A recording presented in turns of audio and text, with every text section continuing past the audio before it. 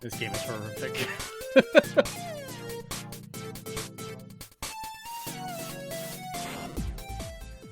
All right, welcome to episode 144 of the Zenspath Entertainment Network Podcast. I'm your host, Jeremy Powers, and joining me once more, our lovely group of friends here. We have Chase.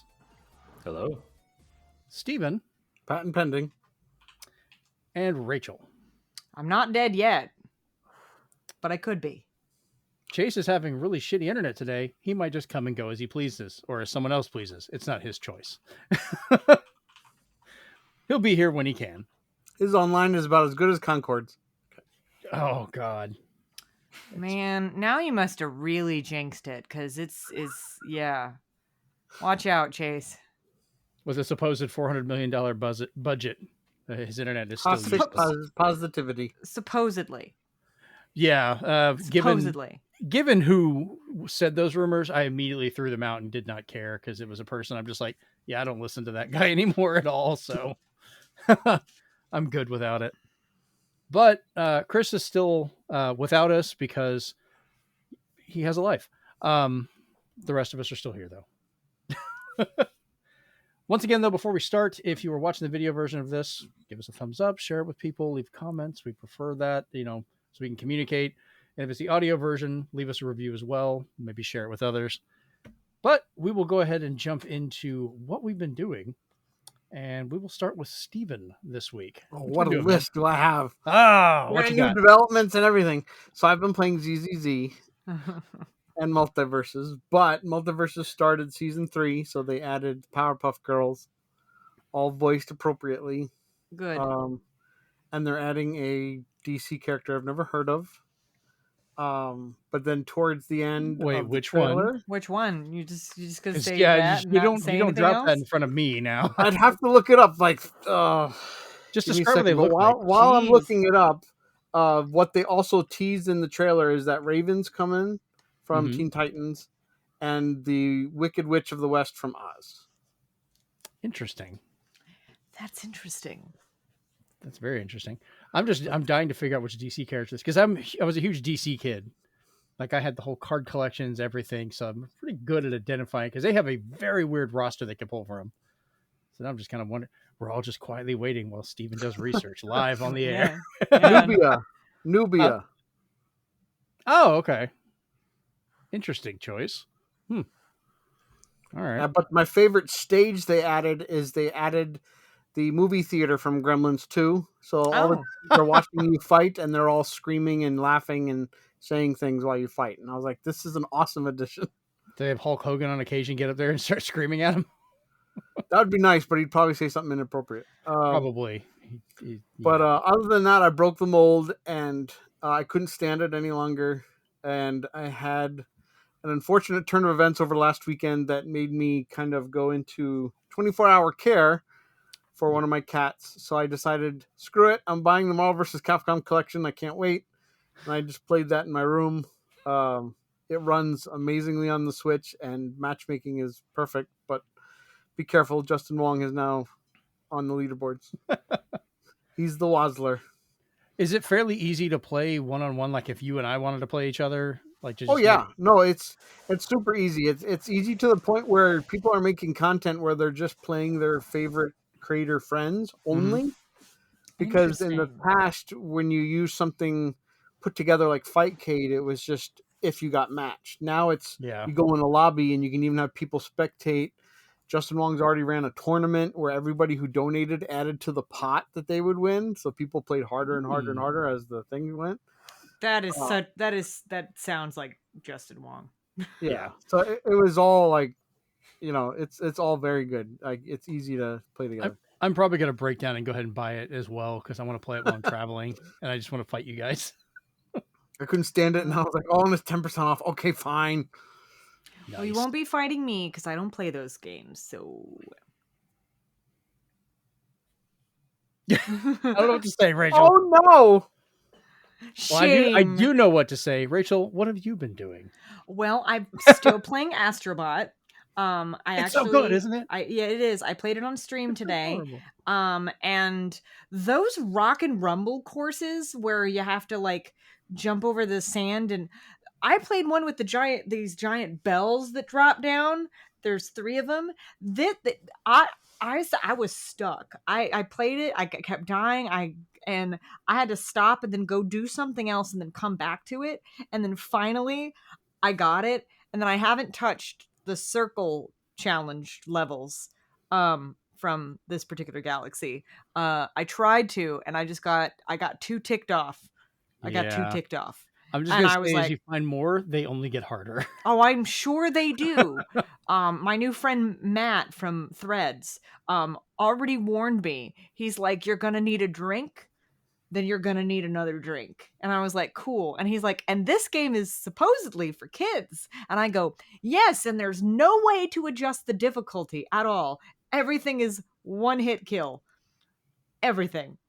It's mind-boggling to me. But I had a really good stream today when I was playing it. Like, I think at one point, like, overall there was like 21 like total viewers that stopped by, and then average was like 4 or 5, and then max at one time was like 8, which I haven't had those kind of numbers since like I became a affiliate in 2020. So thanks all my friends from Threads. That was great.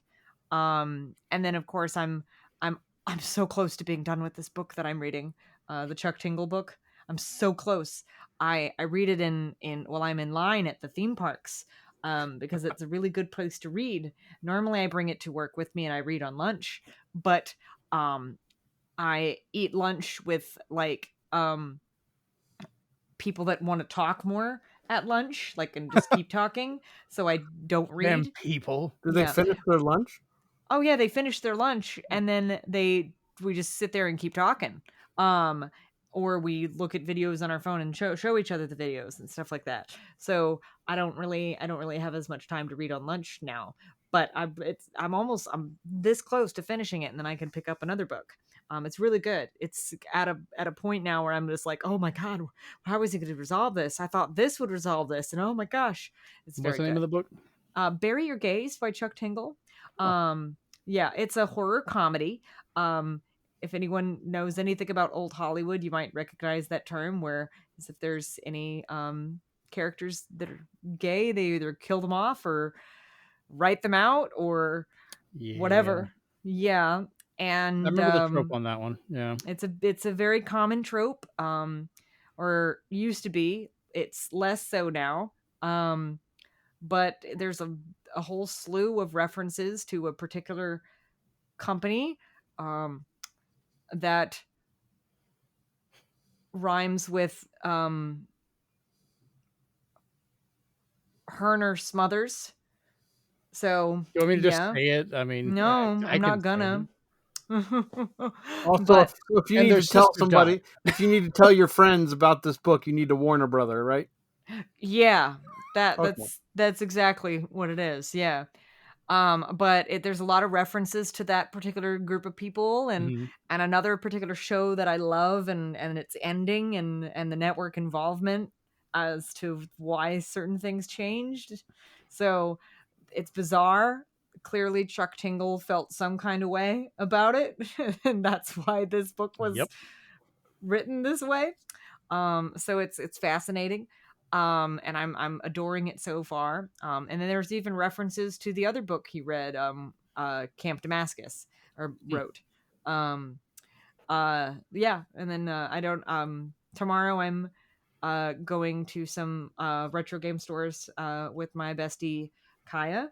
She's actually getting rid of some of her older consoles, all consoles that I have. And then the one console that if she, well, I was like, "Are you sure you don't want to do it this way?" And she goes, "No." So I'm just gonna let her do what she wants. And she unfortunately, for me, she's not getting rid of her 3DS. She's keeping that one because I would have bought it from her. Right. And so that's a little sad. But she is getting rid of her normal DS. But I'm just like, Yeah, if you're like me, I love doing game hunts. yeah. What I've learned now to always make a list. Oh, I have a list. I Not just the definitely have one on one. your phone, because sometimes when you walk into the store and they have like a whole case of GBA, your mind goes blank what you were looking for. Oh yeah, no, I have it in my notes function in Nice. my phone. I'm primarily looking for a few Game Boy Color, Game Boy Advance, and DS games. Not that I can't just Game Boy Advance is great to emulate. So if I don't find them, I don't find them. But um, I'll look at Game Boy Color stuff specifically, Yeah. because I remember having a bunch of those as a kid that have just gotten lost to time over several moves and stuff like that. So, I'll see what they got there, and if the title looks interesting, I'll Google it real quick. I told Kaya, I said, "Listen, this is probably going to take longer than you think it is because I'm going to want to look at things." So, Yeah, Google Images always came in handy for me. And mhm. if I dare put in the name and it linked to that Racket Boy article, I'm like, okay, I know the game's a hidden gem now. Oh yeah. Oh yeah. And I've actually the last couple nights I've just spent a lot of time on YouTube just looking up hidden gem videos on the consoles that I'm, kind of Like, looking at, and I've Yeah. written down some stuff. I don't have obviously my notes if with I me. just go ahead. if you see Space Invaders for Game Boy, regular black and white Game Boy, make sure Yeah. you get that one because that one's very unique. Uh-huh. Because if you put it into a Super Game Boy, it's got a Super Nintendo ROM in it. Yep, the single player Interesting. only, but it does have it. Yeah. I don't have a Super Game Boy. I do, however, I'm looking at it right now. I have the attachment that goes to the bottom of the GameCube that allows you to play your Game Boy Advance games on the big screen. It There will you not go. work on that.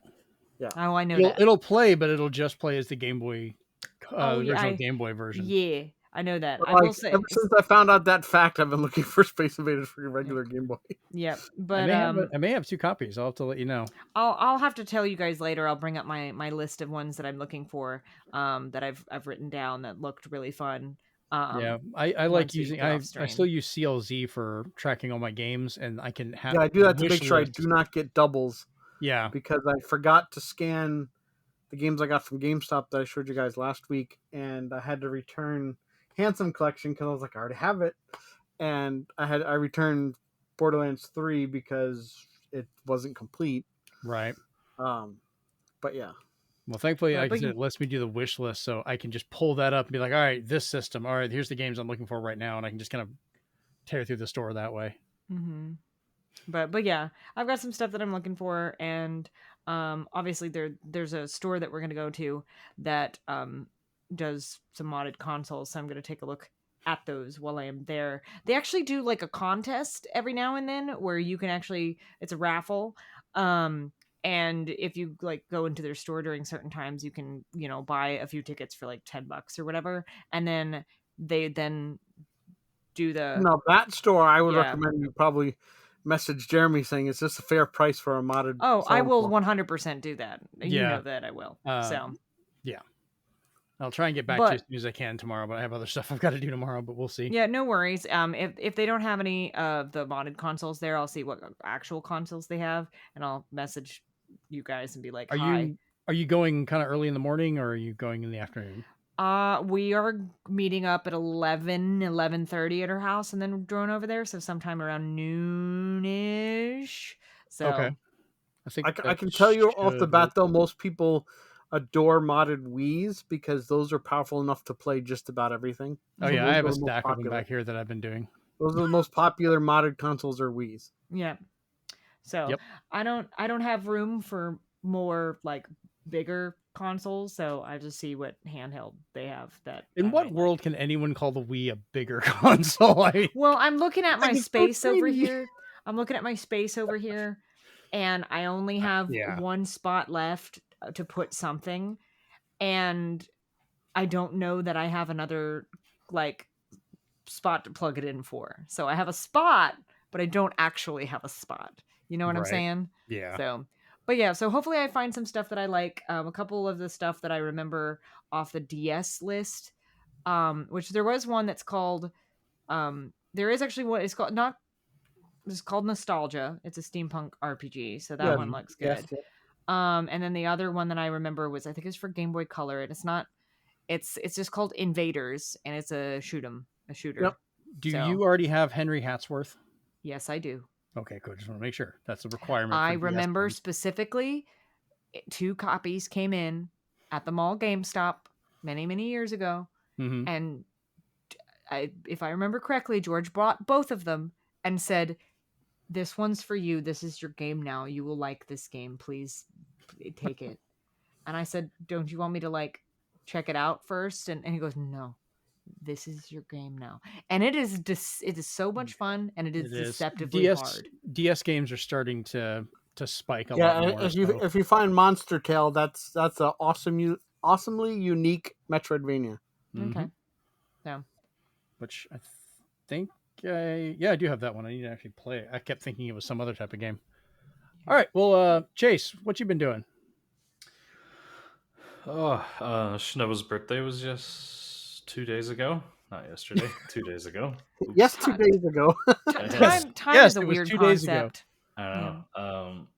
I mean, technically, how many Yeah, days it's ago on was it Friday. to us? Because you're on a different day existing from us now. It's like Saturday for you. And Or Sunday. Friday was yesterday for us, So got her for her birthday. I've got her Astrobot, and she's So absolutely good. loving it. so good. Yes. And then I've pre-ordered. She won't watch the show anyway. At least not until it's too late. But I'll make sure of it. Wow, that kind of hurt, but No, well, it's like with Amanda. She's like, "Why would I watch it? I deal with you every day." I Yeah, was like, "Damn." I pre-ordered her the new Legend of Zelda as well, so she'll Nice. enjoy that one. Ooh, that comes out like real soon. 26th. Yeah. So 5 days. unfortunately, 5 days. yeah, unfortunately, it's a week after. It comes out a week after her birthday, but I just told her, I said, "Oh, you just gotta wait, but you're gonna love it." That reminds So, me. she's excited. She keeps asking me what it's gonna be. Tell her, just play Astrobot. Tell her to use her wisdom. Yeah, and then Rachel's checking receipts. Oh my! Shinoa. One of my games came out on the 18th, and they didn't call me, so I'm gonna have to go there tomorrow. So Those bastards. I know. Son of a bitch. Yeah. Kill them all. Murder, death, Good kill. God. Steven just escalated that. Holy crap, man. Be nice. So Shinoa, Swan, and I have played a game that we haven't played for probably almost a year. I think it was Swan's birthday a year Yep, ago. it was. The last time we played. It's called For the King. It's a turn-based, so it's got like turn-based movement. It's a roguelike because you remake different characters and it's a different world every time you play. And this go around, I don't know why, but it just has not been kind to Swan at all. This game has just been like, anything that can go wrong will go wrong for you. Whereas like I've gotten every curse that's been given out in that game so far. Whereas Shinoa's character is just like, everything is just great. Like she can like, travel vast distances in a single turn and like Found a rare mask, and you were like, maybe Shinoa can have that, and I was like, over my dead body. So yeah, it's actually quite a fun co-op game. And then lastly, I've been playing more Internal War. I'm really loving it still. But I'm just like, but the whole time I'm playing like this mode, I'm just dying inside because I'm like, I just really want to play that. I'm sorry, I had to, because Steven had his emergency, and then I had to travel for work. So I'm now sad. I am now sad because the game that I was like, oh, it just came out a few days ago. Nah, it got pushed back until the 11th of October. What is it? The Sky Oceans game. Oh, really? Oh, I didn't get a thing from Best Buy saying it was coming later. Well, explains why they didn't call you. Yeah, because I just checked and I was like, oh, on the little list here that was written. When was this done? Doesn't have a date on it. Oh wait. Huh. Anyway. Oh. Weird. So, what else you got, Chase? Or was that it? That's it for me. Capped it off. All right. So for me, I've been having to travel all week. I spent most of this week in North Dakota. Got some really nice photos. I'll end up posting some more of those later for Instagram and a few other spots. But while I was going, I went ahead and started playing Emio the Smiling Man for the Switch that came in. And holy crap, this game is really good. I am almost, I think, through like chapter 8, I think. I looked it up. There's only 12 chapters because I was just curious lengthwise, just what it would be. But it's a really good story. It's getting nice little twists going here and there. It's a lot more adult content than I was expecting from a Nintendo game, but very well done. So I highly, highly recommend it. And I'm glad I did get Low the cartridge. print, so get it while you can. Yeah, that's part of what, when you told me that, I was like, okay, I need to just go ahead and get this. So I ordered it, and thankfully it came in great. It is a fantastic travel game, though, because it's really good story. It's minimal on having controls and stuff, so you're not having to worry like if the plane's moving or whatever's going on, no kind of motion control or anything. Hope the plane's moving. Well, you know what I mean. I know the plane's moving. But it's really easy on the battery life. Like I can play that thing for hours and it's fine, which is great because it's beautifully animated. It's got surprisingly more animation than I thought it would, but it's not like a bunch of 3D models or running a bunch of other stuff. So yeah, it's a great little travel game you should try out. The other game I got to play after I got home is this terrifying thing called Scorn. This is probably one of look at that face. All of the artwork and design is based on the work of H.R. Geiger. Oh. And like most of the levels are just made out of skin. Oh. Skin, or you think it's skin, or whatever that is, and there's body horror. You think it's skin? Yeah. It might be skin. Who knows? It probably was. It looked like, I mean, I find like bodies stuck in stuff. It rhymes with scorn. Oh. Yeah, it's terrifying. But you're having to like self-mutilate to do stuff. And like, I found this one creature, like I solved a puzzle and got this little egg looking thing. And there's like this distorted, twisted person. I'm going to air quotes the hell out of that because it's got most of its 5 fingers and toes. Most of its face is distorted, but it's got these like blue eyes. Like it looks like it's all peaceful, but you could hear it crying out in pain as it's stuck in this thing. So then you end up clamping something to the back of it with a machine, and it's like crying, trying to get it off, and blood's coming out. You stick it in a chair and roll it off to another spot where this saw comes down and like cracks the shell off of it, which lets it out, where it starts walking. Like you have to sit there and wait as it learns to walk, and it's following after you, and it's falling in front of this machine where you forcefully grab its hand and shove the hand in there, and like this mechanism is like drilled into it. And then you basically drag it along with you and use it as a key where it's stuck there, locked into this panel, trying to get away from it. And you just get on an elevator and leave. And I was like, I just left this creature there, used it as a key and just left it. It's like, all right, I'm done. Bye. Oh God, it's so messed up. Junior and I were playing, or I was playing it last night and he was sitting with me and we're both just wondering what was wrong with these people that made this game. It does get very confusing. There is nothing at all to guide you. There's no heads up display. Barely anything shows up when you have like some kind of weapon. Yeah, it's a very disturbing game, but hey, I got it for $20 and a steel case. It made it worth it. Show wise, Amanda and I started watching Agatha All Along last night. We've only watched the first 2 episodes because that's what they released. But I'm kind of glad they released the 2 of them congruently. But I think it's off to a good start. I'm very curious to see how this show goes. Kind of following the more wizardy side of Marvel.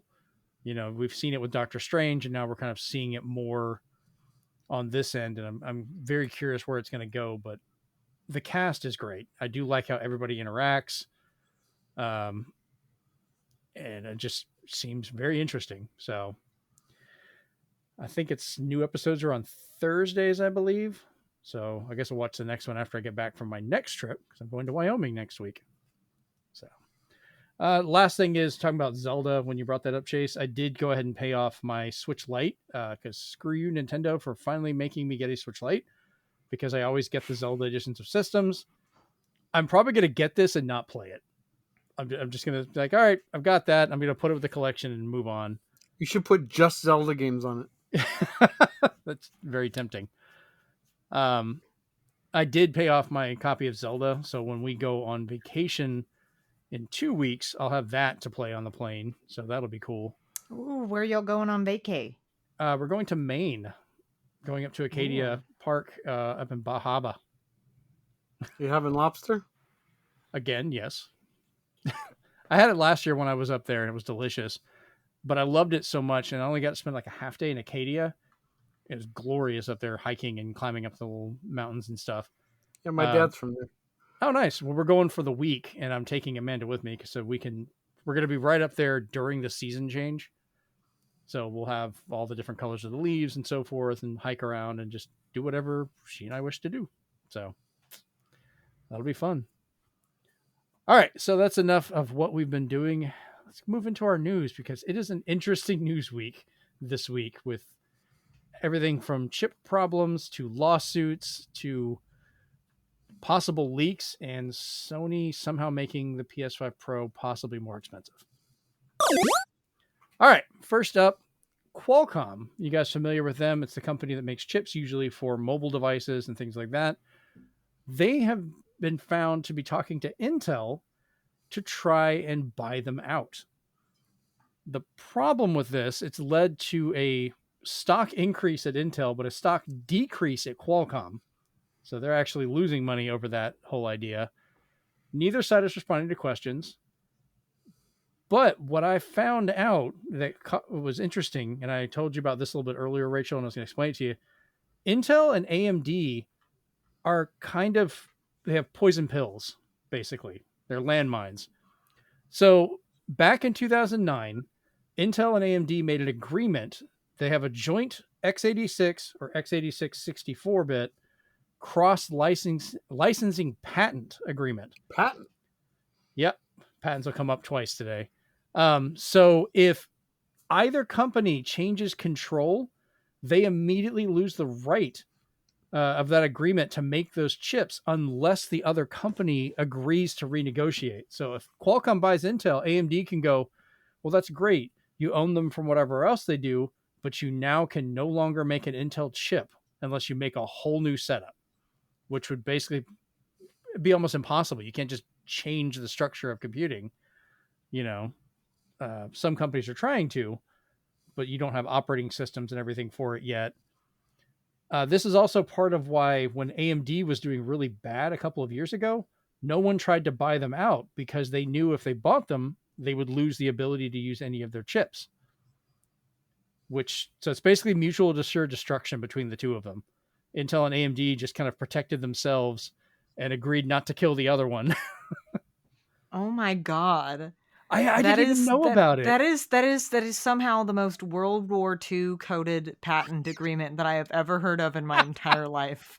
Like, I want to know what person in legal at these two departments, like at these two companies, came up with this. I want to know who these people are. Are they met up friends? at a neutral location, and are they friends? Are they lovers?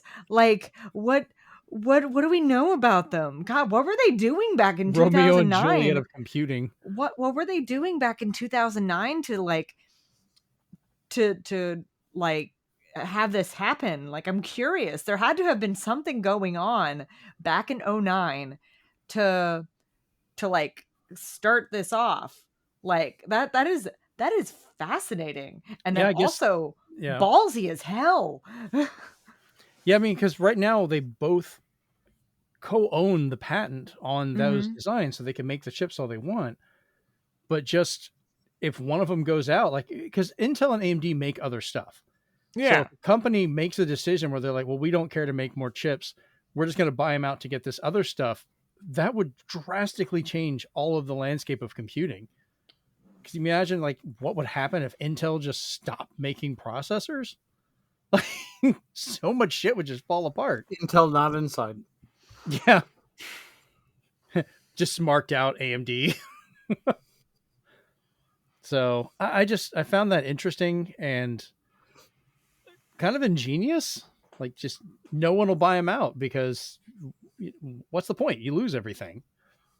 So Yeah, that got thrown up on the Discord, and I was like, I need to talk about that. That's weird. All right, let's move on to another bit of weird news that was also sent to us over on the Discord. So, Cards Against Humanity is suing Elon Musk all over a couple plots of land in Texas. So, what happened was, I think about a year ago, Cards Against Humanity did a thing where if you bought a bunch of the card packs, they would take the money and they bought up plots of land on the border of the U.S. and $15. Mexico. I'm sorry?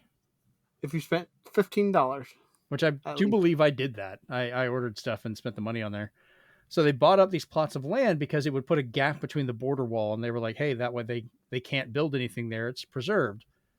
Well, Elon Musk, since he was moving his businesses and SpaceX over to Texas, they're building a facility near there and just decided without asking to just start dumping stuff onto this land and trespassing on it, leaving materials and rock and so forth. So, they asked them to take it off, not to be there. Musk threw a small little fit and tried to lowball buy them out for almost nothing, and they told him no. And they're suing him. Go ahead, Stephen. Some additional details they've been saying is that they did send people there regularly to mow, make sure everything was kept up, and it was a nice plot of land. It was nice and clean. Mm-hmm. And also on their FAQ, they said, if you're any of the people that gave the $15 to help buy the land and they win their $15 million lawsuit, everybody who gave $15 will be sent $100. Wow. That's great. We'll have to go back and see why it was one of those. I don't know. I mean, I'm not too worried about it, but that's still kind of neat.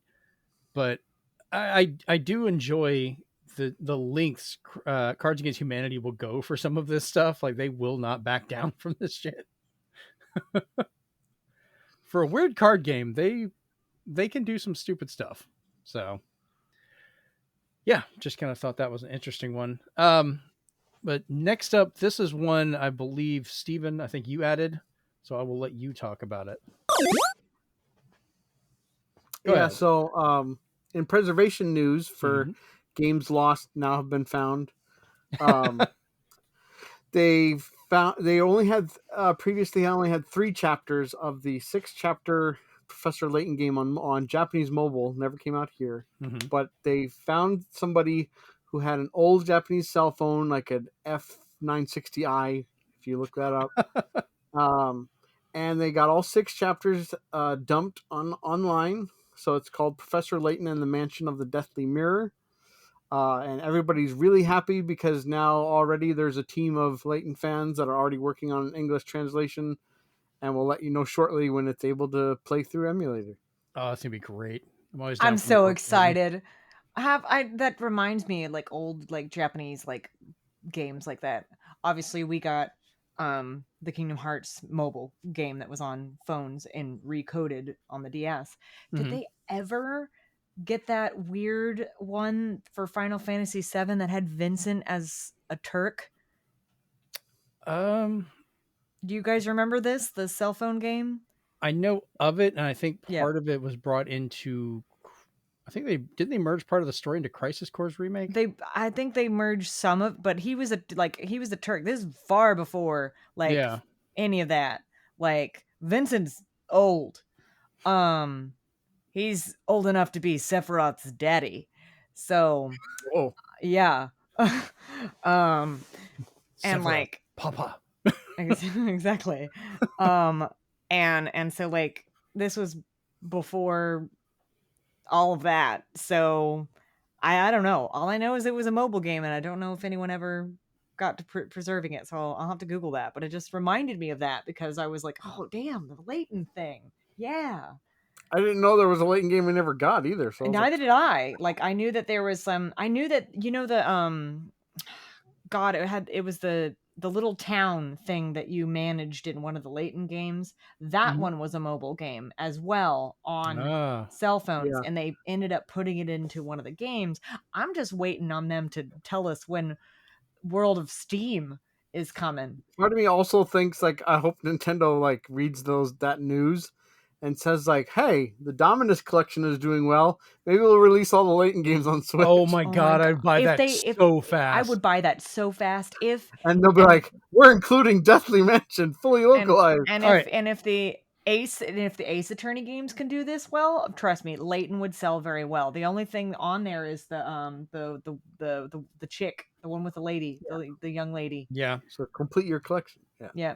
It's like his niece, I think, or something like that. God, I'd buy it even if it was only digital. I'd be fine. I would. I'm bad enough about Layton games. I would buy just a straight re-release if it played on the Switch. If they charged me full price and each one individually, I'm that much of a whore about Layton games. I would freaking I love it. I know would I'm the absolutely problem. do it. I know I'm I the would, problem. I would too, Jeremy. I absolutely loved those games. And even though, I mean, some of those puzzles were hard. Like I'm sitting here looking at it. They're still one of the biggest reasons I'll break out my DS on occasion and just Mm-hmm. pull through, grab one of the Layton games. I can't tell you how many times in Layton I was tapping all over the screen to get as many coins as possible because I was like, I need more guesses. Oh, I do too. And even sometimes, even if you got all the hints, you're just like, I still have no fucking clue what I'm doing. I probably put so much wear and tear into that touch screen just because of those games. Oh yeah. Oh yeah. 100%. 100%. Oh man. I just love mystery, weird games like that. I love it. I love the animation of what they do in the Layton games. And I need to find, I guess they made like a little short movie that I haven't been able to find yet. Eternal Diva? Diva? I just love that animation. I want to see it. Discotech is reprinting it on Blu-ray. Really? Standard definition on Bluray, but I don't care. reprinting it. Animation scales up really well. Another chance to get it. Okay. I don't even know when that's dropping, so. I need to find that. I'll have to look on their posts they did on X. I think the only other animation thing on Blu-ray I was happy to find that was most difficult was the release of Daft Punk's Interstellar 5555 that I got. That Brent is still pissed he can't find yet. I just was shocked. I happened to be in an FYE a couple months ago, and I found the complete collection of all the American Tail films. Wow, that's nice. Yeah, every single one of them, even the bad ones. Fair enough. Yeah, it says Level 5's canny puzzle-solving hero makes the jump from video games to animated film. Native HD, first time on Blu-ray in North America, in Japanese and with subtitles, but also dubbed in English, featuring the cast from the game. Yes. It just says coming soon. Come on, Discotech. I will buy it. I want it so bad. I follow them on Facebook, so I get actually a notification when they announce it. So. Oh, amazing! So you'll be the one to tell us. Yeah. So Chase, any love for the Layton games, or is that one you kind of missed? I mean, I know about them, but I've never actually played them. But I think if they did like a collection like Swan said, I would give it a try. Oh, that's great. Yeah, I think your girlfriend would love it, but she'd also be like, "Can you help me with this? Can you help me with this? Can you help me with this?" Oh yeah, Chinoa would absolutely love it. Yeah. Yeah, they're some of my favorite puzzle games, just period. So, all right, so let's jump into our next little bit of Nintendo news and Nintendo rumors. All right, so this has been kind of fun. This popped up earlier this week out of the blue. Oh, what was that shake of the head for, Steven? I don't believe it. I don't either. Well, you can report. I do, and I will explain why. So part of this is actual news. Nintendo did have a very mysterious gathering of developers at Nintendo of America early last week. Make it sound like they had a cult. They had a bunch of developers show up. They were shown something, and no one has said a word as to what was shown. No announcements were made. Everyone kind of left quietly. The main reason we even know it happened was because the president of Limited Run Games was posting pictures about the fact that they got to visit, and they had like Lincoln Howard there, and they got to talk to him for a couple hours, and like these other bigwigs and history people of Nintendo. But there's no way this is not them showing the hardware to them. There's just no way you're going to get that many people together and show hardware. But that's not the leak. The leak that I've seen is manufactured parts for what potentially could be the Switch 2. The only reason I'm putting any weight in this, because it's just I like doing the rumors. It's fun for me. But I was yeah, but I was actually looking at. I'm an electronics engineer. If people forget every time I say that. What? Yes, I do that and many other things. Huh? Eh? You do what with You're the a electrical pioneer? what? Pioneer, he said? Excellent. Yeah. So I was looking at the board, the main board that they showed. It does not have the chips and things in place, but if someone was faking that board, they built it correctly. And I mean correctly. It has all the solder points and everything for the main GPU, CPU, RAM allocation, parts for the headphone jack, the cartridge slot, the dual USB-C adapters, all these other parts in there. So I kind of believe that may be part of the board leak, that somewhere in China, someone may have just gotten executed. I don't know. Nintendo ninjas are bad. We'll talk about that in a bit too. Not of someone dying, but lawyers. They're very lawyery. The Nintendo ninjas. So that, and there was a couple, like they showed the back container for the Switch 2, like the actual backing of it, as well as what look like production models of the cases for the Joy-Cons. So we can kind of see some of the changes. Everything beyond this point goes from I believe it to we're speculating based off of that. So let's take that with a grain of salt. But based on those, people actually modeled out and printed about the size of what this thing is going to be. And it is a good bit bigger than an original Switch.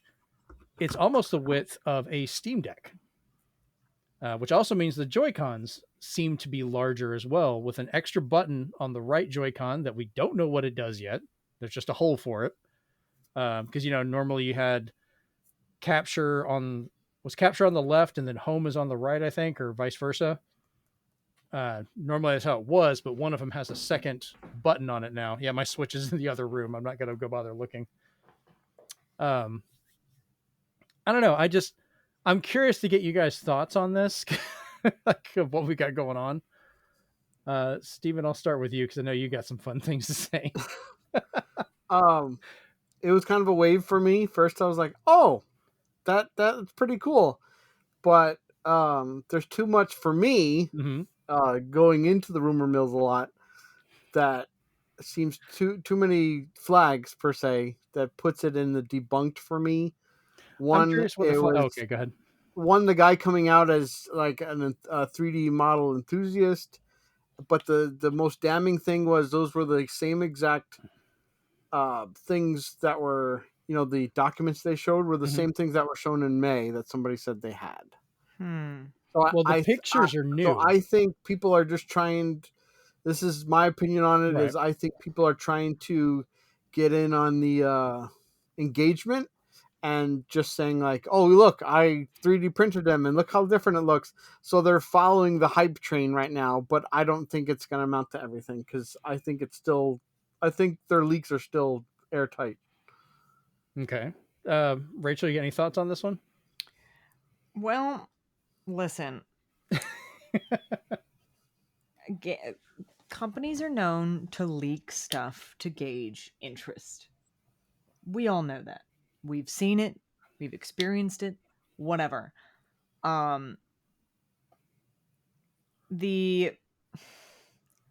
take these kind of things with like a grain of salt, though. Oh yeah, no, 100%. I'm not saying these are definitive. I'm just don't forget that oval controller that they showed off once. That was so believable that it was fake. But I do think that we are going to see some kind. If we don't get a direct, we're going to get some kind of thing in September. Whether it's just a little video going, "Hi, we're working on these things," or here's a game, or they're going to drop something really cool on the online stuff. I mean, God, they shadow drop crap on there all the time, and they don't even say anything. So something's going to happen, but I don't know what to think of this. Mainly because I looked at it and I went, until Nintendo says something, I try not to care too much.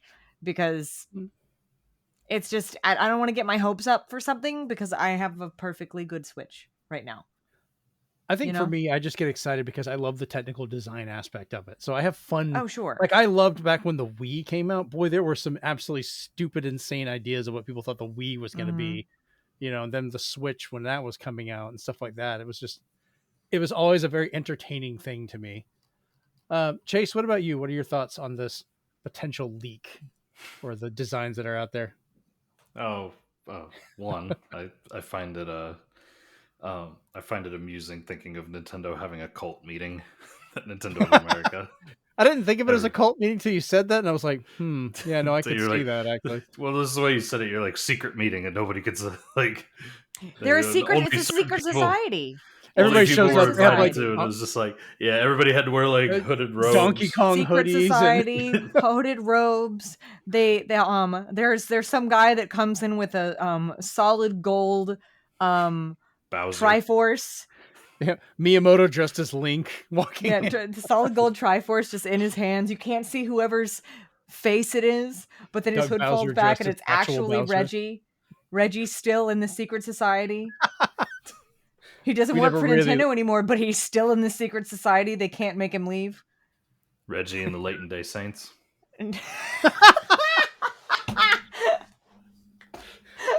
We have a cult. Good job. Um, Oh We man. get higher placement with Nintendo Switch Online.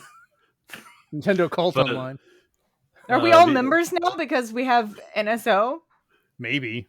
Oh I my don't know. god. Just make a Layton game. I'll do whatever you want me to. yeah. Honestly. The other one regarding the rumors, Nintendo just announced this fucking thing already. Like we're all ready for it. We're all ready for it. Our bodies are ready, as everybody still says. So just announce it already. For sure. But like, so the stuff you're talking about earlier with the 3D model, yes, the guy did say he's a 3D modeler. He based it off of those pictures that came out. The only part of those pictures is the fact that if somebody faked it, that board is legit designed for how those boards should be. Like I was going through, taking a look at what I could on there. We live in a society. We live in a society I hate where that line. people are faking, not by AI, Yeah. but people have faked trailers, games, everything. It's all possible. So I still think that the leaks are airtight. I kind of wonder, like, is if they have gone into production, I could see somebody trying to sneak a picture out. That's what I'm saying. Someone probably lost their job or more. Life. But if any of this is true, some of the stuff they had about the Joy-Con design I thought was kind of interesting. That instead of having the L and R at the top, you had larger triggers, which kind of makes me wonder: are we going to get analog triggers back? Which would be kind of neat if that was the case. But they made the triggers are kind of like you would hold it and pull in, which is a different layout idea for that. There was a few other nice little designs that even if they faked it, it was at least smart. Like the player indicator on the Joy-Con was now front facing. So if you're holding it, you can tell which controller, what number you are without having to tilt it and look. And just the larger size should be there. But hopefully we should get something because traditionally since 2017 to last year, Nintendo has always had a direct in September without fail for the last 7 years. So we've got about 10 days left for them to either give us a direct or break a 7-year streak on having a direct in September. I don't know which is going to happen first. And even if they do a direct, they still may not mention a damn thing about the new Switch. They're so cagey about everything, man. So cagey. Well, the only thing that gives me any pause is that they're releasing that Zelda Edition Switch Lite this month. And I don't think that would cannibalize it, even if they did it, because people are going to get that. I'm buying one just because it's a Zelda Edition and I'm stupid. So whatever. I'm going to buy it anyways. I'm hopeful. Like I said, I'm not saying this is all 100%. I don't believe it's all 100%. I know the 3D printed side and what they're going by is extrapolating data off of a pretty good possible leak, I think, and kind of going from there. and that's half the fun for me. I'm the Switch will be whatever the Switch 2 is going to be. So, all right. So let's move on to our other little bit of crazy hardware news. Hey, Rachel, you thought that PS5 Pro was expensive without a disk drive. How would you like even less of a chance to pay even more money for an even less sensible one that we still don't know how much it costs? Yes. Sign me up. I will say, I know it looks clean. It looks cool. It looks great. But you're never going to get one. Scalpers rejoice. I don't even care anymore. Like, as long as my PS5 right here in front of me right now continues to work and doesn't die, I have no reason to buy another one. So we didn't report it on here, but like Sony released an update for the PS5 recently that caused a bunch of massive graphical glitches in like Final Fantasy 16 and stuff. Right after the Pro announcement, they're like, did they just update our systems to make them worse to try and get a new hardware? Oh, I mean, I already think it's a bad coincidence, but it's funny. Oh, probably. I haven't put in my copy of 16 in forever. I should probably finish it. I need to finish it too. But that update, I got it too. However, my Switch totally not Switch, PS5. We were thinking of talking about Switches earlier. My PS5 totally just froze when I turned it on earlier today, right as the update started like downloading, not installing, but downloading. Ooh. And then I had to turn off my PS5 by unplugging it. It yelled at me. It was fine. Update installed just fine. Astrobot played just fine. Whatever. And I was like, wow, what kind of temper tantrum are you having? Like, did I turn you on wrong? Did you sleep the wrong way? Does your PlayStation sleep on the wrong end? I guess. I have it set vertical right now, but mine too. So the PlayStation 5 Pro, PlayStation 5 Slim, a DualSense controller, a DualSense Edge controller, and a PlayStation Portal are all receiving a PlayStation 30th Anniversary Edition, which is going to be the PlayStation Gray color, and then include a couple extra things. So the PS5 Pro Anniversary Bundle will include the system itself in the gray, including not just the side panels, but the actual middle section is also PlayStation Gray. A 30th Anniversary DualSense controller to go with it. A 30th Anniversary DualSense Edge controller with matching colored case. What's the difference? That's the DualSense Edge is the one where you have like the back paddles. It's like the Xbox Elite controller, but equally as garbage. Yeah. 10-4. Don't need to know any more than that. A DualSense charging dock that's in gray. A vertical stand. They actually included a vertical stand. You don't have to pay extra for the vertical stand with this bundle? Yes. Who'd have thought? But it does come with a gray disk drive cover plate, but no disk drive. You still have to buy that separately. Listen, they probably don't have enough disk drives to include with these new bundles because everybody's been buying them. I just find it ironic. We're celebrating the 30th anniversary PlayStation on a system that can't play the discs or even play the music CDs. But you can digitally play PS1 games. If they let you. It'll have a PS1 memory card shaped USB-C cable. So when you plug in your controller in the front, it looks like it has a memory card in it. I think that's more to look like the port for the controller, though. Yeah. That's kind of cool, I guess. It made me think memory card when I saw it, but yeah, it makes sense. Because it's rounded, yeah. That's kind of cool, actually. You get 4 PlayStation controller icon cable ties. Like, okay. I want the stupid little cable. Okay. I want that. This is the dumbest thing that I find so funny. A PlayStation logo paperclip. Nice. It's a paperclip shaped like the PlayStation logo, which is what? the most random thing I've ever heard. They need that to hold all their L's they're accumulating. Listen, you know what? Some nerd out there that wears a pocket protector will clip it to his pocket. Yep. So Don't you get a wrong, PlayStation if I got an sticker. N64 paperclip, I'd be cherishing it. Oh yeah, no, it'd be great. And like its own like resin cube ball. It's still stupid, but it's cool, I guess. Oh, it gets dumber, Rachel. We get a PlayStation sticker, which is fine. Oh, cool. Stickers and then, nice. Hey, this thing is probably going to be over $1,000 conservatively.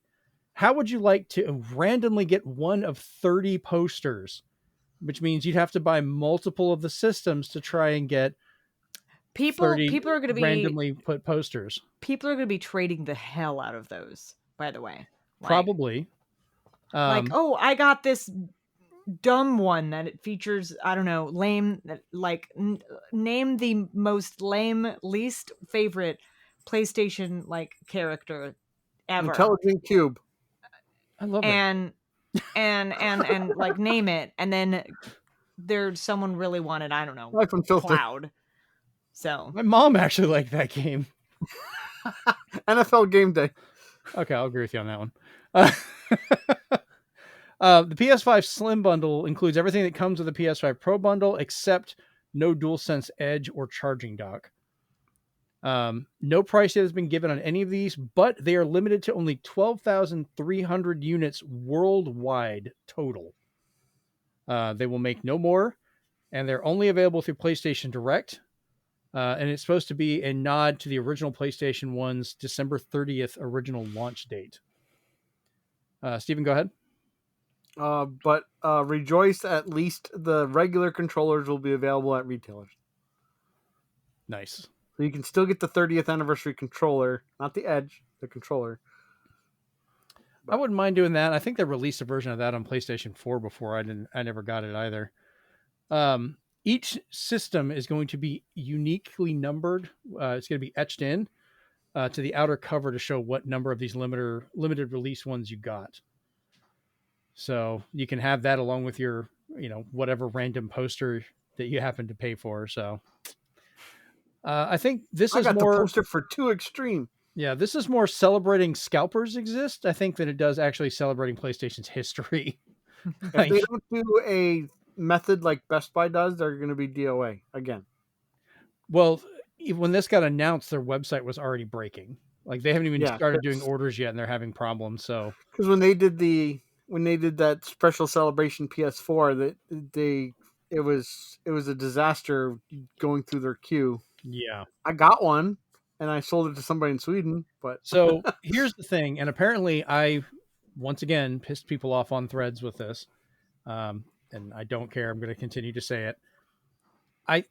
I get you're making a limited release system, but Sony has blatantly just forgot the whole reason they made the plates removable and swappable. So you didn't have to buy a whole brand new system to be able to change the look of the system. Like, why is it not even an option to get the plates of some sort, Steven, go ahead. You know what drives me nuts is every time the other companies that are not Sony do any kind of anniversary edition of hardware, they make sure that the thing that made the hardware popular as well is the software. So they'll usually release software to coincide. We've gone through 2 anniversaries now, PlayStation, and you won't give us any collection of games you own the IPs to just say, congratulations for loving us, buy this as well to celebrate. Money. You know what would have been perfect? They should have included Astrobot like in this with the system. Oh, that's that at least good. That's at least the most celebration they've done of PlayStation. That's at least something, but they just timed it wrong and didn't do it. One of 30 possible Astrobot posters. There you go. That would have been funny, actually. That would have been funny. I mean, they have well over 30 characters they could do that with. It'd be pretty funny. I would actually want to collect those. They'd be cute. See, Steven, you came up with an idea I'd be fine with. Like, that works.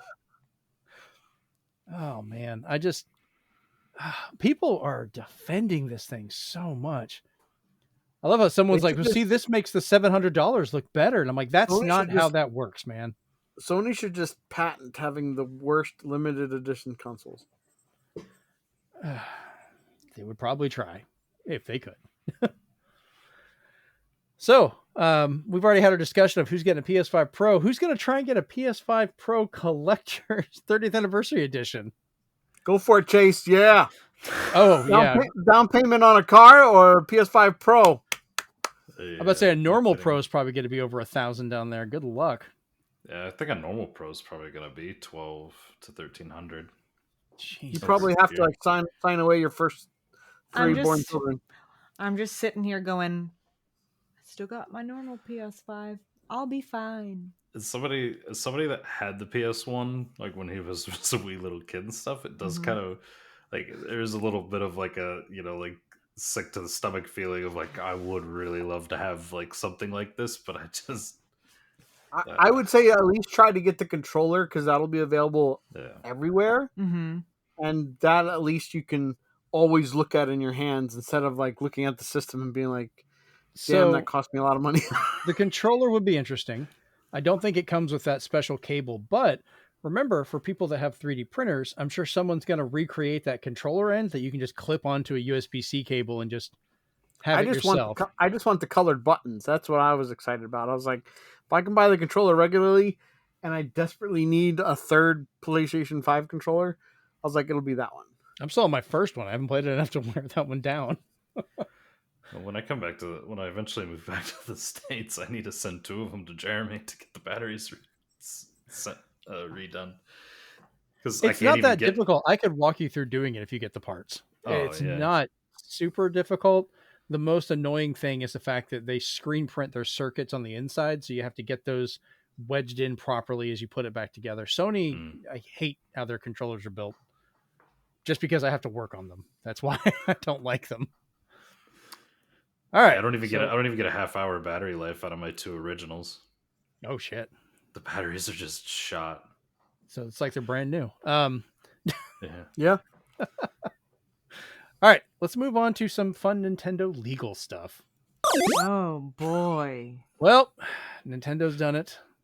They've taken their sweet time, gotten all of their investigations done, and have now officially, along with the Pokémon Company, filed a patent lawsuit against Palworld developer Pocketpair. And boy, the back and forth online for this has been ridiculous. So we don't have full details yet for this.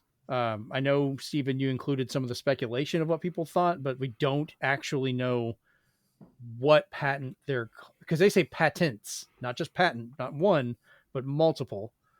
What they've actually infringed on. Nintendo and Pokemon Company have filed a patent infringement based lawsuit specifically in the Tokyo District Court on September 17th.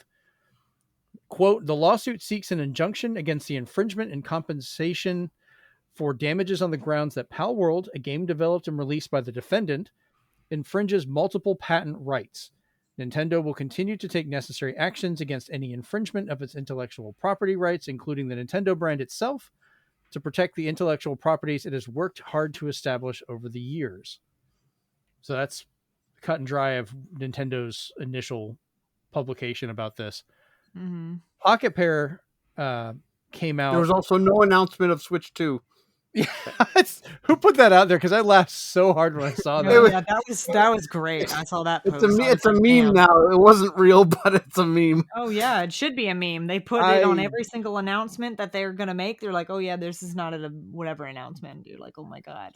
Oh, the other funny one I saw was from what was the? Damn it! What's the Onions video game group? Oh yeah. Yeah, Hard Drive, where they came out and said that Pocketpair got their lawyers. They're exactly the Nintendo lawyers. They just have guns. I saw that too, and I laughed for 5 minutes. So Pocketpair responded to this, and of course they're trying to take the "woe is me, we're so innocent" response.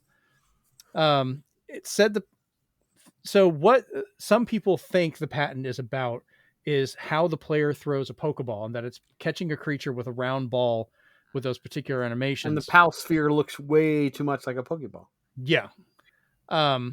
So Pocketpair stated, quote, at the moment, we are unaware of the specific patents we are accused of infringing upon, and we have not been notified of such details.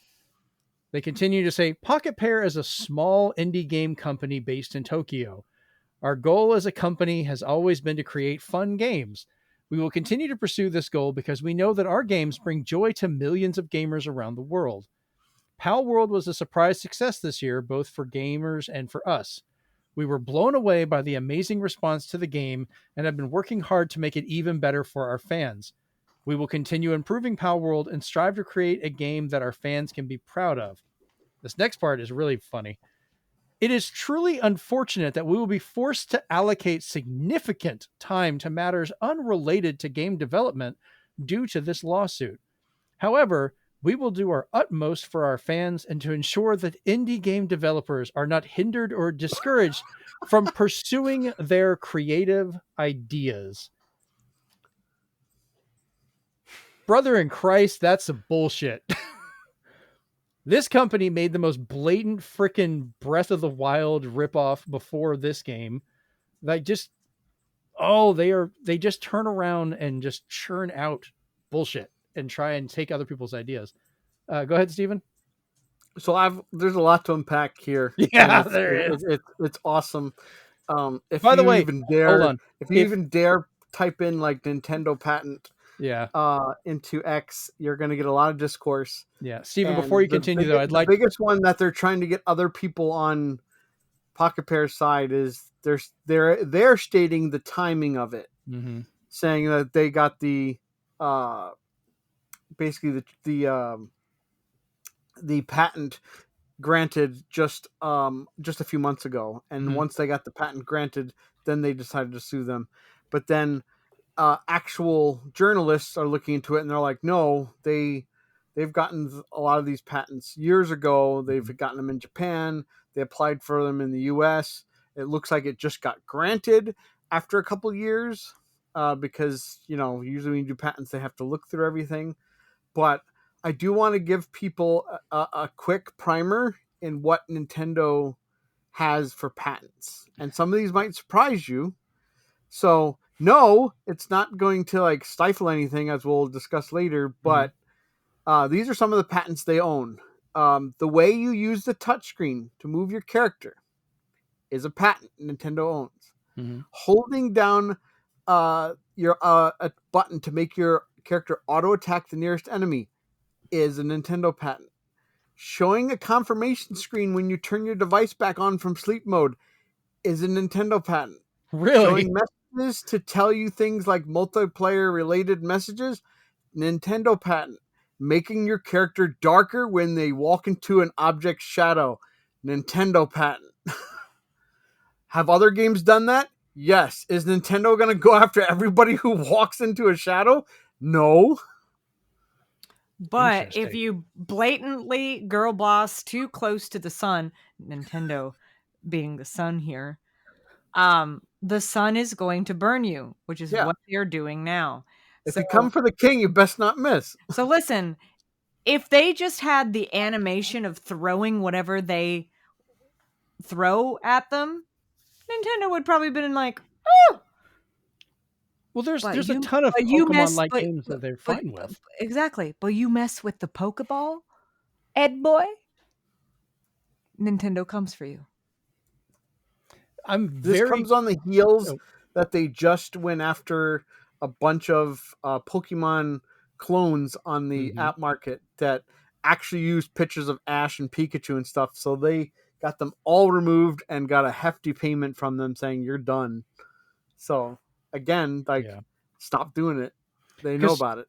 People need to keep in mind Nintendo would not make this move, especially this publicly, if they did not have a golden bullet just waiting to go.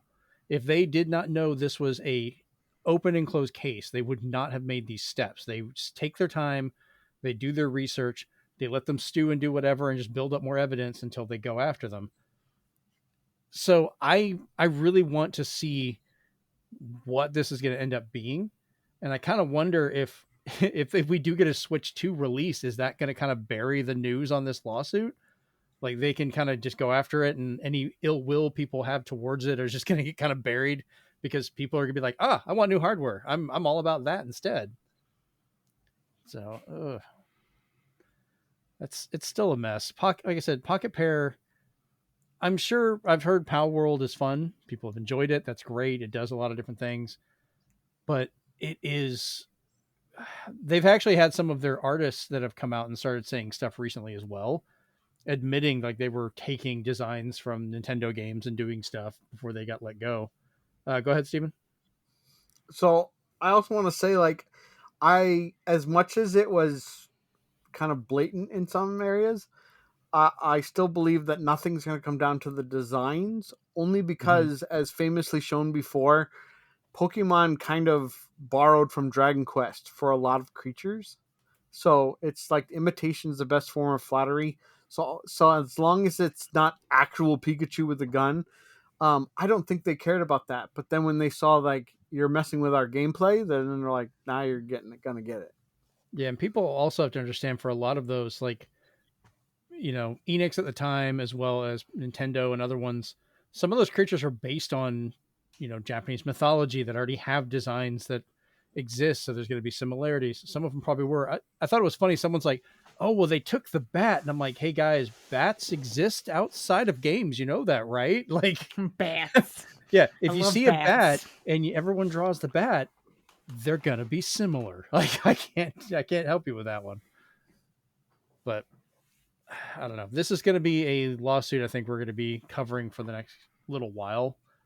I know Pocketpair feels very confident they've done nothing wrong because it's poor little us. We're just a little indie developer that's sold millions of dollars worth of games and all this other stuff, but somehow they're still considered indie. Who knows? Chase, you played Power World at all? Nope. What I was trying to say earlier also, for those that are listening to the audio version of this, go back and watch the video version when I made the first announcement to watch Steven play an invisible violin and cry fake tears the whole time. It was great. I did it for Pocketpair. Yeah, Steven gives no fucks. They need to grow a Pocketpair. Oh, there we go. All right. So I think we'll go ahead and jump in then to the big question for this week because it's kind of related to this story. All right. So do you think patents will get too detailed and stifle creativity and innovation in games? Who wants to take this one first? I'll go first. Okay, Steven, go for it. I think it comes down to the company itself. Mm-hmm. I think it comes down to basically when certain companies like Monster said nobody else can use the word monster except us. And even though they weren't having a drink that was also called Monster, it was ridiculous. It's it's stuff like that where if you get too litigious about it, then it's just like, okay, you are going to stifle it. And the only real example I have in the video games is Bandai Namco owns the patent to playing games during loading screens. Mm-hmm. And number one, they've never used it anymore. And number two, nobody else can do it when we know people would probably put some kind of time waster, especially on games where it has to load a whole world. Mm-hmm. Very easy to do. So now all they do is these little just fidget things on the loading screen, but you can't play a game and get a reward if you beat the game before it's done loading. And it's a crime that Bandai Namco is just sleeping on that. So I think it comes down to the company saying like, we're going to make sure nobody else does this, only we can do it, but we're not going to do it right now. So that I think does stifle it, because then somebody's idea can then just be shut down saying, no, they own that and they're not going to do anything with it. It's the same thing that happened with that At Games and Midway and Namco. So we no longer have Ms. Pac-Man with Namco. It's Mom Pac-Man, or Pac-Mom, they call her now. Mm-hmm. So Ms. Pac-Man has kind of been erased from Namco history, which sucks. Except for like actual like pictures and stuff of like their arcade cabinets and such like that, and old pictures. So yeah, that stuff can hurt. So when you enforce it too much, you are going to stifle it. So I'm glad I always think Nintendo has, whether people like it or not, their best interest, but also our best interest at heart, because it still sounds like the patents they're going after that they already had were in Arceus, and now Pal World kind of ripped them off. Okay. Yeah, the thing with the patents on there can be beneficial for the companies and kind of affect it. The one I always think about is the D-pad, which was back on like originally in the Game & Watch before it came to the NES. And Nintendo had the patent on that for a long time. it's why the Sega Genesis and the Master System had such different pads for movement. Disc pad. Yeah, it had the disc or a different movement. I believe that's also part of why PlayStation had to go with the 4 separate buttons instead of an actual cross. They had to be individualized, so it couldn't move around with that. Which, I mean, people were still able to innovate and do other ways, but it was like, hey, if you want a proper D-pad with the way it's working, that's how Nintendo built it and designed it. That has lapsed since then, and other companies now are free to use that design, which is why we have, third-party controllers with it, and you've got stuff like the D-pad on the Xbox now is very Nintendo-like to me. 8-bit dough. Yeah, 8-bit dough does theirs. So that eventually spread to the rest of the market, but that patent had to lapse, which takes, however many years for that to happen. And it's kind of a thing 10 like, years, isn't it? I think so, maybe a little bit longer. But it's like, some people would argue, well, if everybody could have used that D-pad, gaming would have been better. But on the flip side, that was such a big part of what made Nintendo work so much better than a lot of the other ones. Because Atari was still using arcade sticks, which worked, but was not good for platformers and things like that. And Sega did a pretty good job with the Genesis one. I think that their pad is pretty good. They came up, they innovated and came up with a good idea and ran with that. But everybody kind of went back to the D-pad style on modern day stuff, which is funny because now even the Switch doesn't have a damn D-pad, which is so funny to me still. But I agree. Some companies they'll get a patent on something, and I've seen two different kinds. There's been the kind where they get a patent, they lock it down, and they never use it. Or they use it in such a way that others can't, like you said, with the loading screen, because I always think about that because that was what you could play Rally X, I think, on Ridge Racer when it was loading. Or there's some other stuff. It was Galaxian, and then if you beat the stage, you got like an extra car paint or whatever. Yeah, I think it actually gave you like a Namco specific Galaxian paint job for your car. There's other patents I've seen. I think I've seen Microsoft and Nintendo do as well, where they'll patent something that is not good for gaming, but once they own the patent for it, they kind of just lock it away and they hold on to it so others can't use it. I'll have to go back and see if I can remember the exact examples of it, but it's like, you don't want this happening in gaming, but now it's on lockdown. You can't do it without us suing you to at least help. Because they experiment a lot, especially Nintendo. They'll do a lot of weird little things, make it and patent it and so forth. So yeah, that's kind of a weird one. But all right, Rachel, what about you? What's your thoughts on this? Well, so patents have to be detailed. Yes. They have to be detailed for not only for like legal reasons, but to cover companies' ass. They're trying to protect their property, all that kind of stuff. Mm-hmm. But sometimes in the act of getting so detailed, it encompasses other things. But also that is largely left up to interpretation of lawyers looking at other similar things, if that makes sense. Yeah. So that's why we get stuff that they're like that are very similar, but they don't really do anything about, because they're just like, oh well, it's a gray area and that kind of thing. So I think honestly, if patents were more general, they'd stifle creativity more than the detailed ones, if that makes sense. Yeah. That actually reminded me, another big patent thing was what happened with the PS3 and Rumble. Mm-hmm. With the patent holder for the force feedback that was going after certain companies, and actually led to Sony just cutting the feature until they could sort that out. Yeah. Sorry, just reminded me of that. No, that's perfectly fine. As someone who can read patents very well, that's actually how I used to get most of my gaming news about stuff coming out, strictly because of patents. When a game that's in development, when it either uses a new battle system or it includes a feature in an existing battle system that they've used in the past, Mhm. there's a patent for that. There's quite literally a patent for any feature in a game for the most part.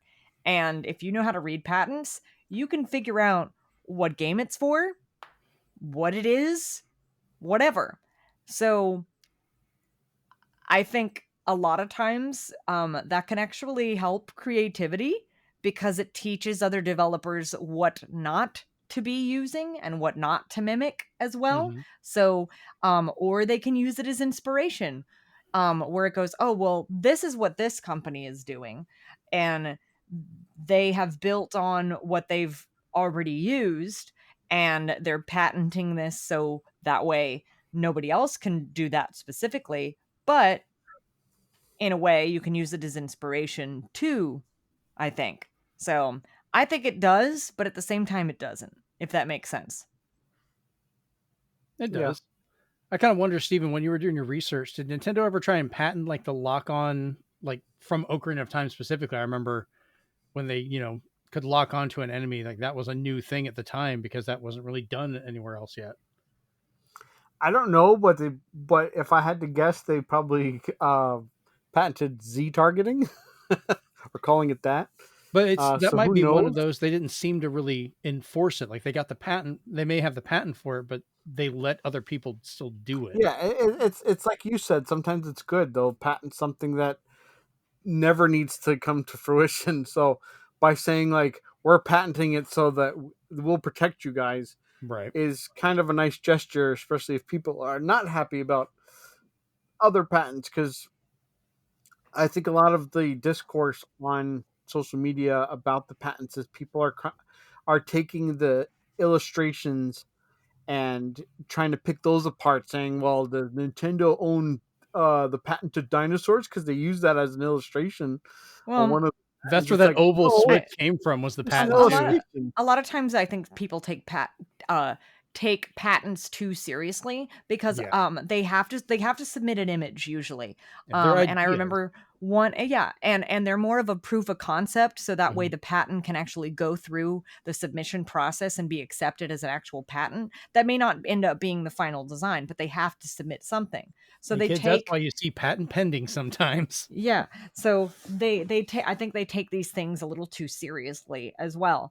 But I think that too those images and patents can help with creativity as well and be like, "Oh man, we don't want our crap to look like this," even though that's might not be what the final product may be.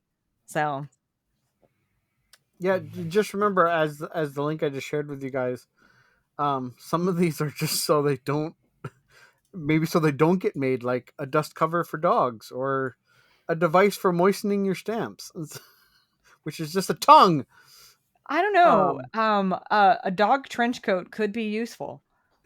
It could be. All right, Chase, what about you? What are your thoughts about patents and will it stifle creativity or innovation?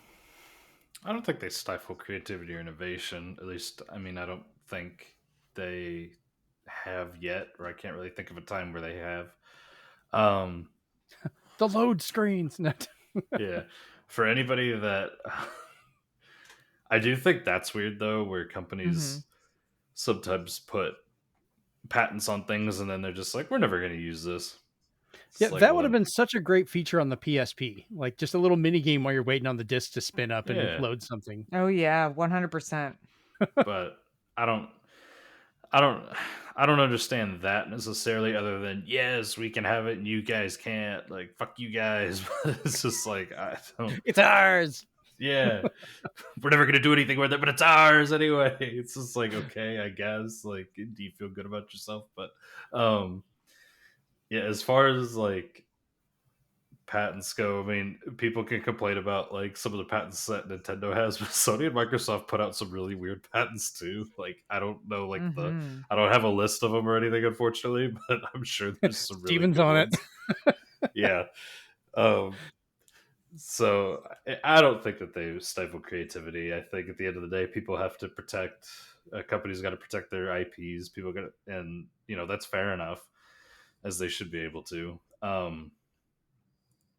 But Well, okay. Some of Microsoft's patents are input devices with self-adjusting gripping mechanisms and a patent for displaying personalized ads in games to provide an unintrusive online gaming experience. Huh. Which we haven't seen in games, so they're probably keeping that away from us. That for would now. be nice. Yeah, the whole ads in games is a whole different discussion. Like, there's times it makes sense, and there's almost every other time where it doesn't. So, all right. So I think we've discussed that fairly well on patents themselves. Like, they're necessary for game development as they kind of build everything up, but you know, it all comes down to, as Stephen put it, as what the company's intent with everything is. Of patents aren't good and bad. It's up to the company if they're good or bad, I guess. So, all right, let's close it out. All right. So if you want to talk with us over on the podcast, you can find us over at our Discord. Go to bit.ly/Zenspath Discord, where you can talk to all of us directly. We're usually goofing off there, sending stupid memes back and forth. Still, Rachel, the best idea you had for that whole Discord. Thank you for that. Sometimes I have strokes of genius. Other times they're just strokes. But yeah, it was literally like, hey, you need to have a place for memes, and that was how it started. You can find us over on Twitter. Or X or whatever they call it now, at Zenspath Podcast. I post there on occasion. Normally myself, you can find over on Threads at ZenspathCom. I'm working on probably trying to get us our own Threads account and some other stuff for the show. I'm also working on getting us an Instagram so I can start putting more of the video shorts there without clogging up my own personal ones. If you're watching the video version of this and you'd like, you can download or listen to the audio version. Anywhere you find your podcast, just look for the Zenspath Entertainment Network podcast and we'll be there. Leave us a review. We greatly appreciate those. Let us know if you leave one, because I don't always know where you're doing it. If you can give us 5 stars, it'd be great. If not, tell us why. If you're listening to this and you want to see the video version, so you can watch Steven do little imaginary violins and tears over a company he's not the biggest fan of, you can find us at youtube.com/ZenspathCom. Leave a comment below and, give us your answer to the big question. We love stuff like that as well. And just share it with people and watch as much of it as you can. The time helps. All right. This has been episode 144 of the Zenspath Entertainment Network podcast, and we're out. Peace. I don't know about you guys, but I'm going to remember this podcast since it's the 21st night of September. Okay.